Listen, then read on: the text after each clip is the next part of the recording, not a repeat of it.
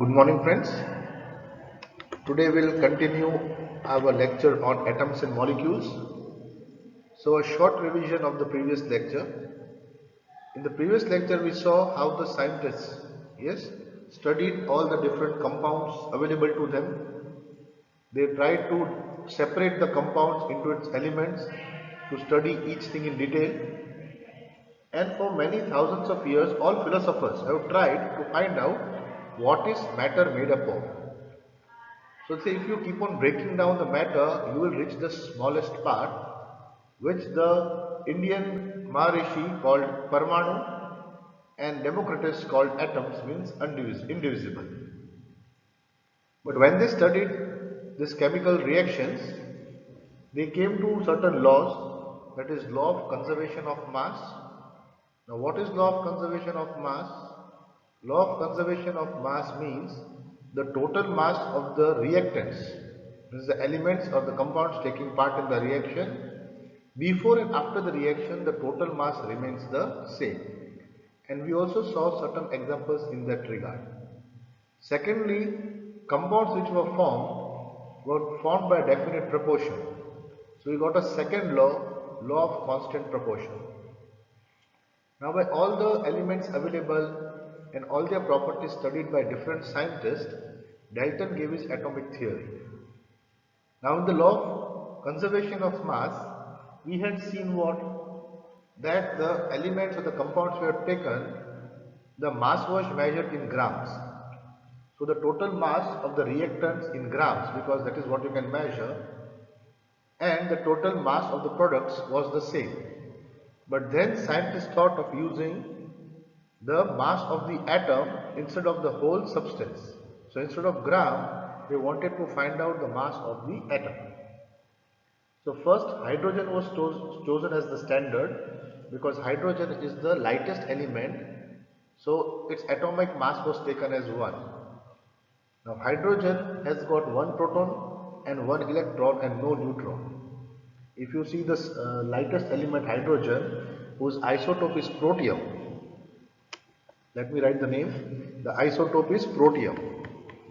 So what does protium consist of? Protium has got 1 proton in the nucleus and 1 electron in the outermost shell. This you will do in the next chapter, but just for the sake of the idea, now the electron is very light.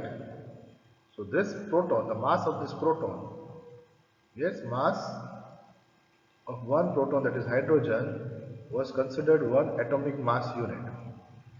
But hydrogen was later found out has isotopes like deuterium and tritium, and more stable than hydrogen is a carbon. Yes, whose atomic mass is 12. So standard atomic mass is 1/12 of carbon. Then we also saw that when chemical reactions were taking place, scientists wanted to express them. So Dalton gave symbols for all the elements, but symbols are very difficult to remember. So Berzelius gave the idea of using the first letter of the name of the chemical.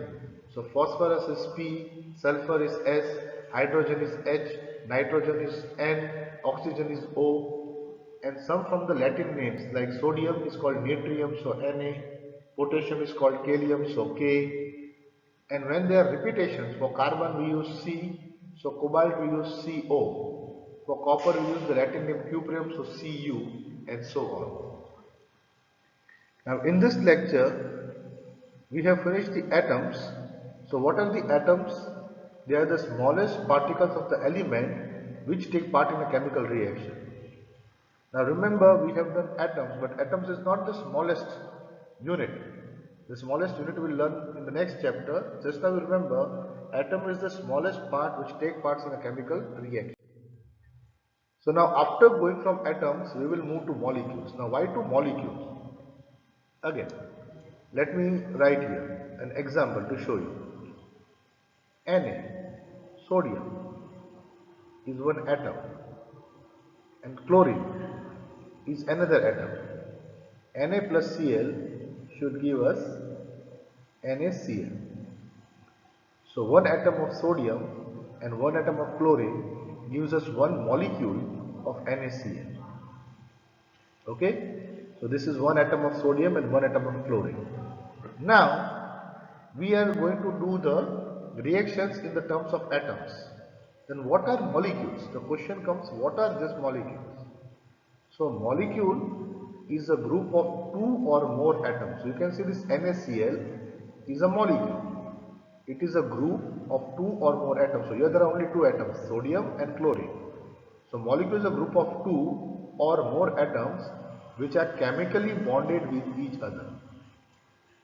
Now the word chemically bonded is also coming in the other chapters where we will learn ionic and covalent bonding, but just now you remember a molecule is a group of two or more atoms which are chemically bonded. But molecule is also the smallest particle of matter which is capable of independent existence. This is very, very important. Independent existence means chlorine as an atom is unstable. One chlorine as an atom is unstable because of its electronic configuration. So two chlorine atoms come together and they become stable. Two chlorine atoms come together and become stable. So you will never find one chlorine atom in nature. You will always find two atoms together. So this Cl2 is called a chlorine molecule. So Cl2 can exist independently. There is an independent existence of Cl2. So Cl2 is a molecule. Atom of chlorine is Cl, only Cl. But this is the atom, the smallest particle of the element, but it doesn't have an independent existence. So the molecule is the smallest particle of matter which is capable of independent existence and show all properties of that substance. So now let us differentiate.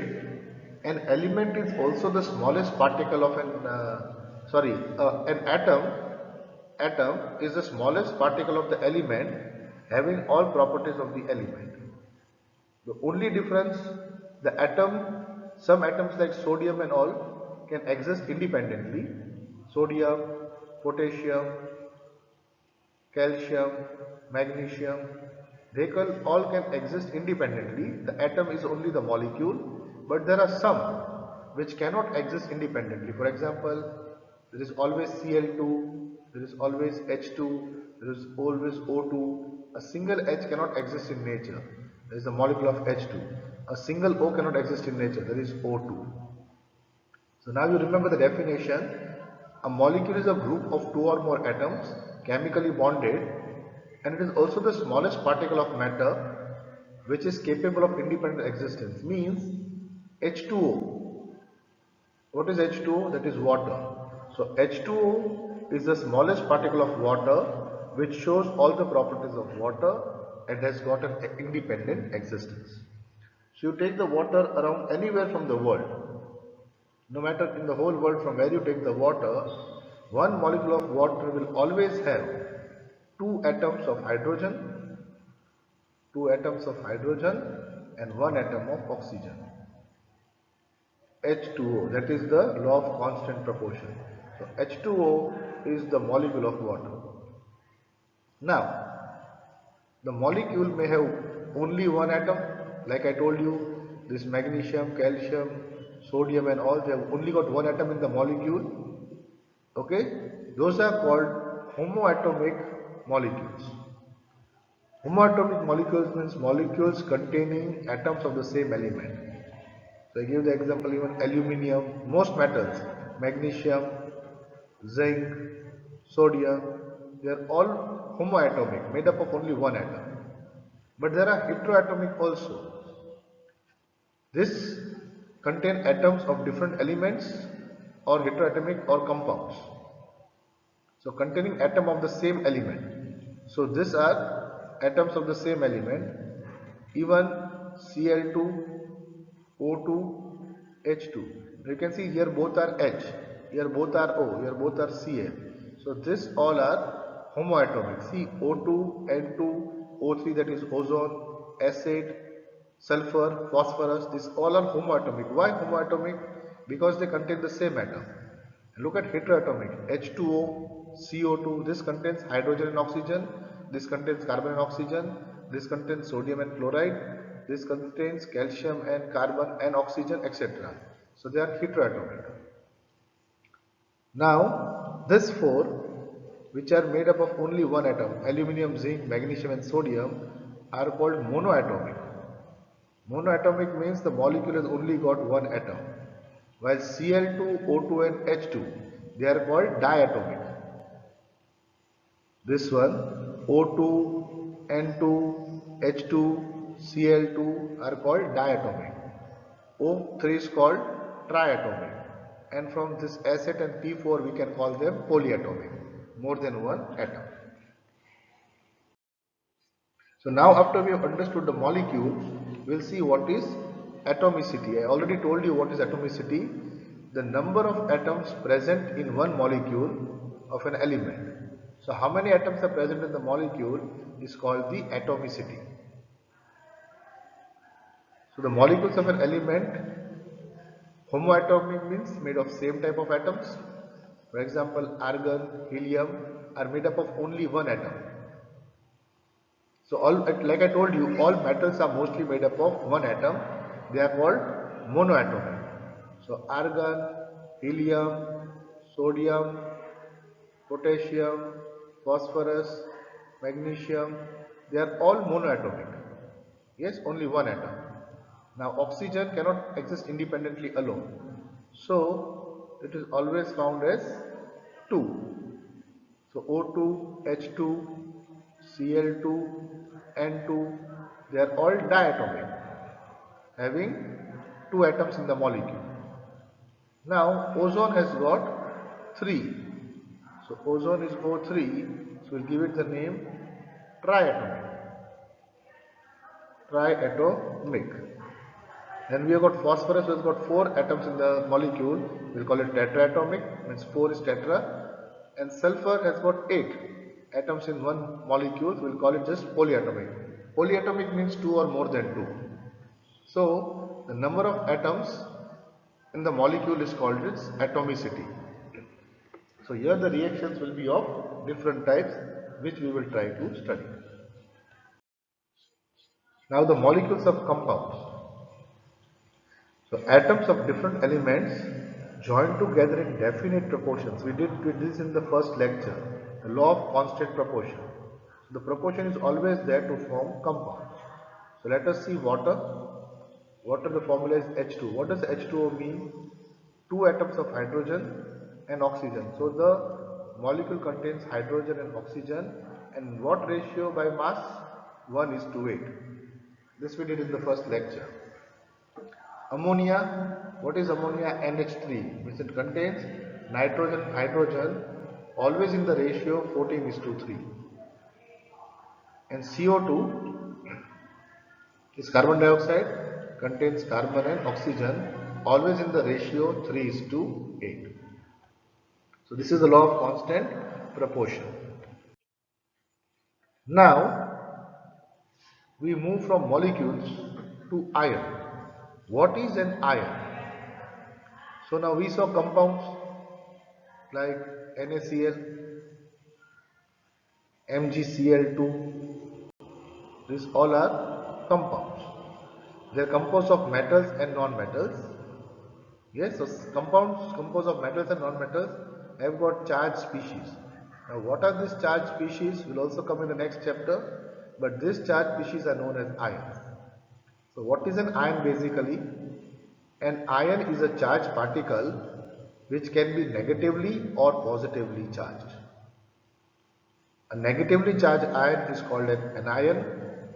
A positively charged ion is called a cation. So now let us take sodium chloride. This example of sodium chloride. Okay. Now how does this sodium and chlorine form a bond? There is an electronic configuration of sodium, which we will also do later, but when sodium comes in contact with chlorine, sodium gives one electron to chlorine. Now the atomic number of sodium is 11. What does 11 mean? Sodium has got 11 protons and 11 electrons. Okay? 11 protons and 11 electrons. So the positive charge and the negative charge is balanced. So it is neutral. But it is not stable. Why it is not stable? It is not stable due to something called its electronic configuration. This everything you will learn in the next chapter, that is structure of the atom, and why it take part in the chemical reactions is electronic configuration. But just now, just for the sake, so we'll revise this when we do the next chapter also. But there are 11 protons and 11 electrons. For stability, sodium will give 1 electron to chlorine. So 1 electron is given to chlorine. So now sodium has got 11 protons but only 10 electrons. 11 protons 10. So the 10 positive charge balance the 10 negative charge, but one charge remains here extra. So sodium will become Na plus. One positive charge. This positively charged ion is called an cation. Now chlorine's atomic number is 17. So it had 17 protons and 17 electrons where the positive and negative charge is balanced. But when it comes near to sodium, it takes one electron from sodium. So now chlorine has got 17 protons but 18 electrons. The 17 positive charge balances 7 negative charge, but an extra negative charge electron remains. So this becomes Cl minus. This Cl minus, the negative ion, is called an anion. So what is the ion? Have you understood? Ion is a charged species. Charged species means it's a charged particle having a positive or a negative charge. So just try to remember any element or any material giving an electron. If it is giving an electron, if it gives the electron, then after giving the electron, it will become positively charged.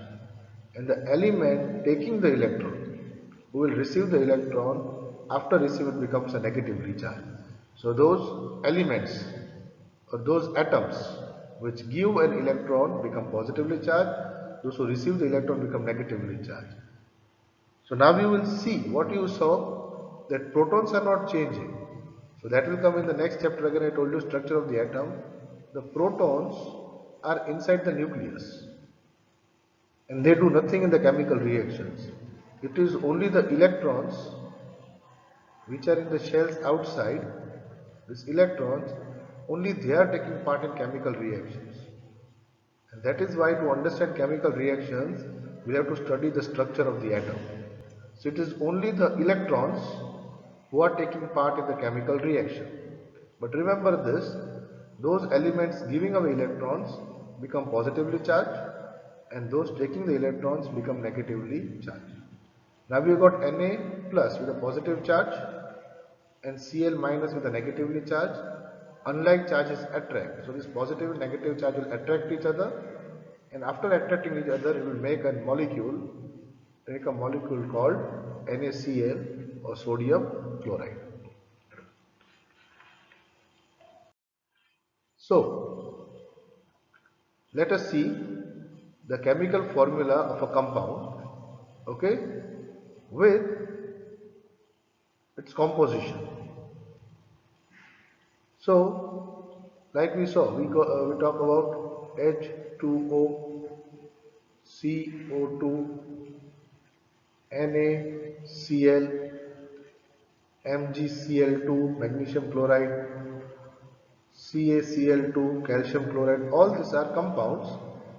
Okay, so they are represented by the letters now: hydrogen and oxygen, carbon, oxygen. So the combining power or capacity of an element is known as its valency. So what is this combining power? The combining power, again I told you, depends upon the electrons.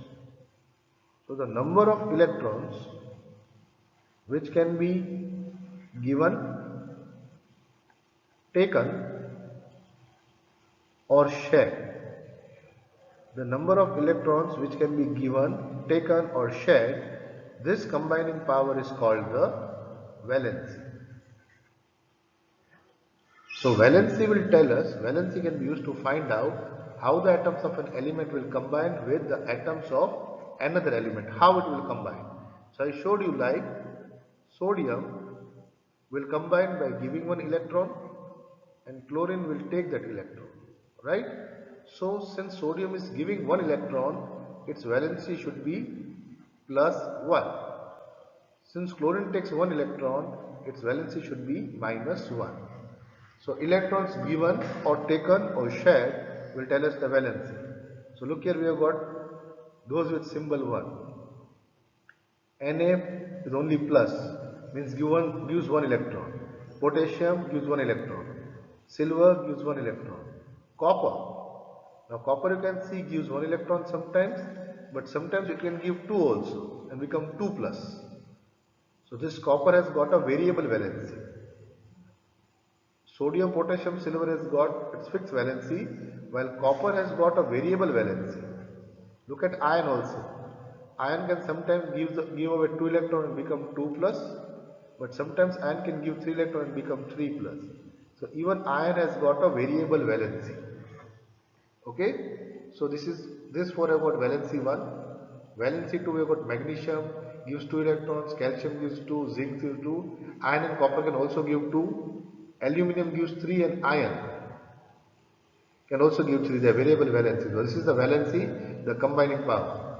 Hydrogen is non-metal, but sometimes can give away one electron with having a plus 1 charge and sometimes forms a hydride by taking an electron. So it has even got a minus 1 charge.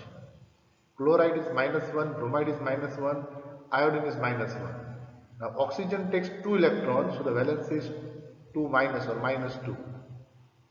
Sulfur takes 2 electrons, the valency is 2 minus or minus 2. And nitrogen has got a capacity of receiving 3 electrons, so the valency is 3 minus. Now sometimes we see these are all elements, but here we have got polyatomic ions, means we saw ammonia is NH3 which is stable, but sometimes this NH3 can also give away one electron and have a plus 1 charge. So either it gives the electron or the hydrogen is added, so NH4 ammonia has got a plus 1 charge. OH is a hydroxide with a minus 1 charge. So here OH acts as a radical. Radical means it stays together and together they have got a charge. NO3 nitrate has got minus 1. Hydrogen carbonate HCO3 minus 1. Carbonate CO2 is minus 2. This takes 2 electrons, the carbonate. A sulfide takes 2 electrons. A sulfate also takes 2 electrons. And a phosphate PO4 takes 3 electrons, so minus 3. So ions are what? They are charged particles. And how are the charged particles formed?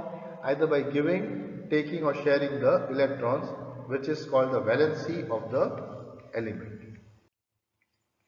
So now we'll see from the valency how the compounds are formed, how we'll remember them, how will we name them. So let us see the rules of writing the chemical formulae.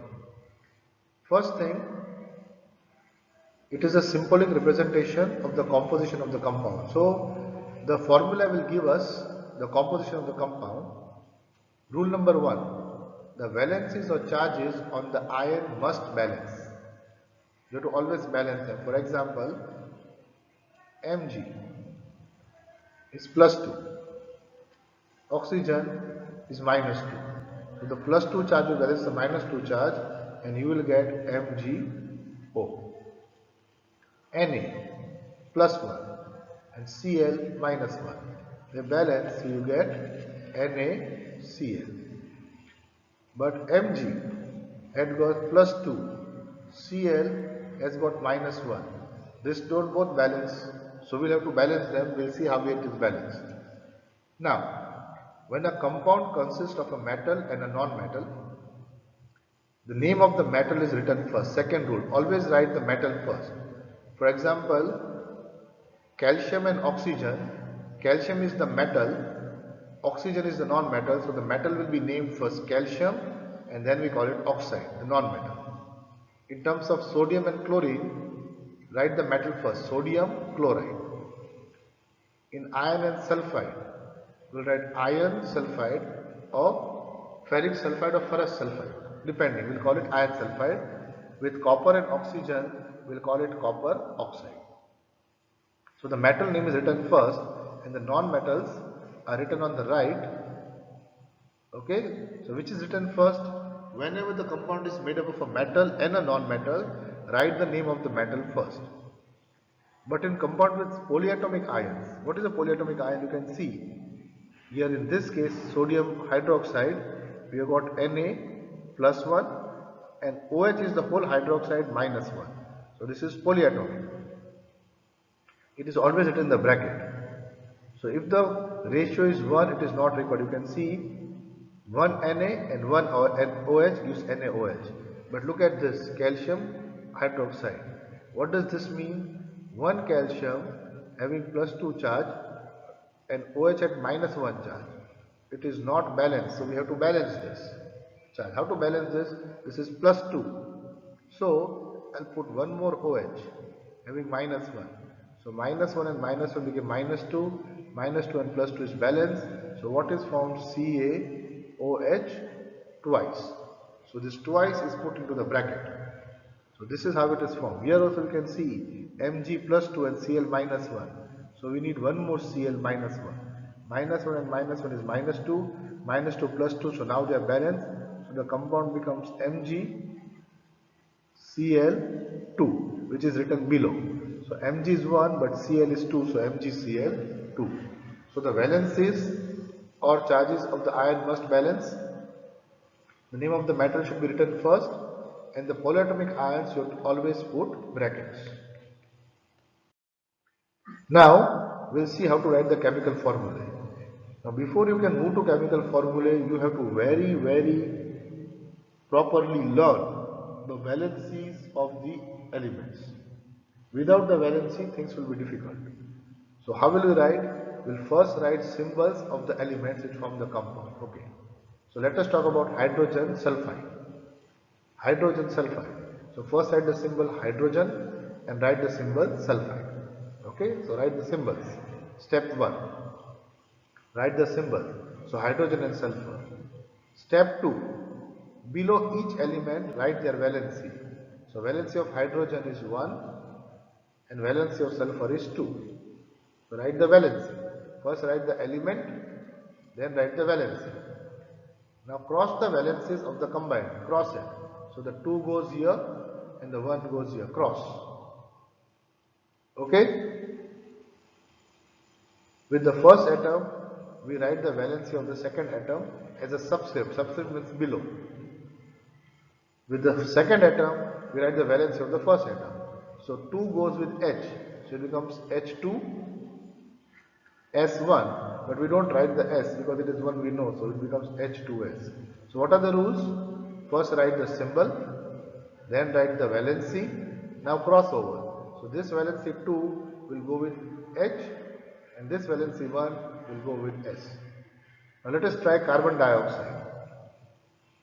Carbon dioxide is made up of carbon and oxygen. Valency of carbon 4, valency of oxygen 2, cross multiply, so it becomes C2O4. But C2O4 can be written as what? When you simplify this, you can just write CO2. Dividing both by 2 because you can do by the same number. This becomes CO2. Okay? Now let us try a few more. Hydrogen chloride. Hydrogen and chlorine, the symbols. Valency 1, 1. It is balanced. So you get HCl, hydrochloric acid.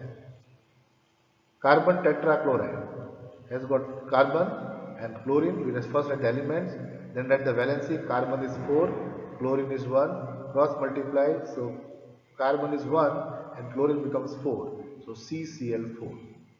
The same way magnesium and chlorine. Valency 2 of magnesium, chlorine 1. Crossover, use MgCl2 magnesium chloride. So you can see, to do this, you should very thoroughly know the valencies. Okay. So what is actually happening, let me tell you. Let us try this aluminium oxide. Aluminium has got a valency of +3. What does +3 mean, right? Aluminium has got valency 1, 2, 3. Oxygen has got a valency 2 minus. So I'll write 2 minus. Now, this electron which was given was taken by the oxygen, but one electron is still to be given. So one more oxygen will react. So now this electron is given to the oxygen, but now there is a vacancy for the electron. So one more aluminium will give its electron to this oxygen, but now there are two to be given. So one more oxygen will be there where the electrons are given and these two are taken.